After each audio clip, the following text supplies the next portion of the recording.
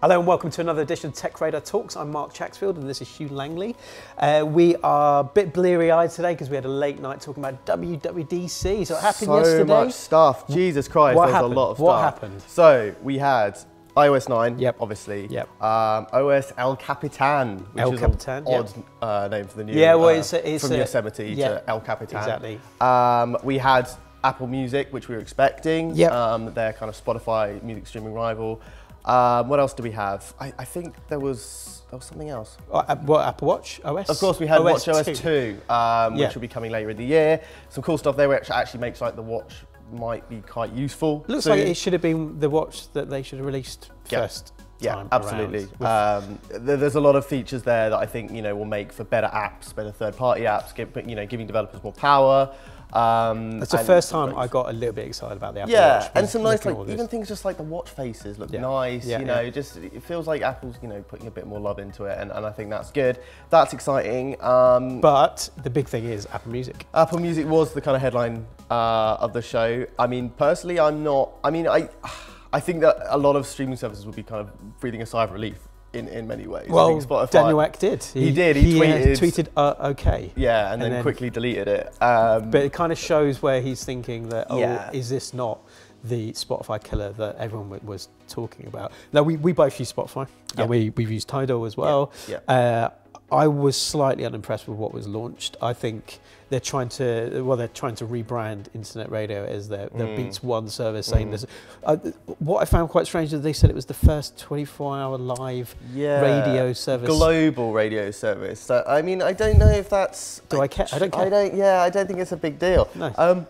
It's probably going to be, I'm guessing they're calling it Beats 1. Maybe that means we'll have a Beats 2 and a Beats 3. They've basically, poached people like Zane Lowe from Radio 1 to put them on Radio 1, basically. Their own version of it. I'm intrigued to see how that's going to work, I have to say. The streaming stuff isn't that... I think Beats Music is a good service. I think Apple did well to buy it.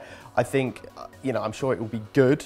But there's nothing exciting me there. No. The Beats One thing is just exciting for me because it's just interesting. I'm interested to see how that's going to work. The idea of kind of having that one global station is cool. Obviously, more in the future would be good, and because everyone has different tastes in music. Cramming it into one station is going to be a bit of an odd thing. But yeah, I think that's really interesting. There's no free tier for the streaming. No, but it's free for 3 months. It is free for 3 months, and there's a good family plan. There's a really good family plan for, well, we only know the dollars at the moment, $16.99, which could be, that's interesting, that's up to 6 people. Yeah, well, I say family plan, but I don't know what's to stop like you and I using the same. It's going to be mates rates. It's mates rates. Yeah, simple as that. But you're right, I think curation's the key, and if they haven't got that curation right, and whether they're curating it throughout their radio stations or their playlists, because they have people like Drake on stage, so I guess we're going to see all that stuff.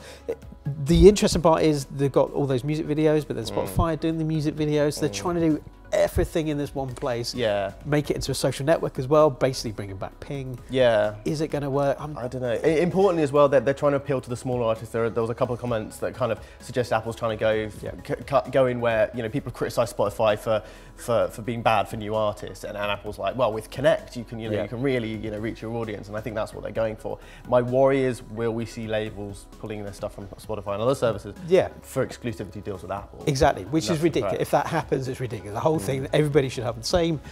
All artists, and you should choose what portal you have. As simple as that. They will play, they will play dirty if they can. And that's my worry here, that actually the service itself isn't a threat to Spotify, but what happens if they start doing So Spotify have the big base, 60 million people.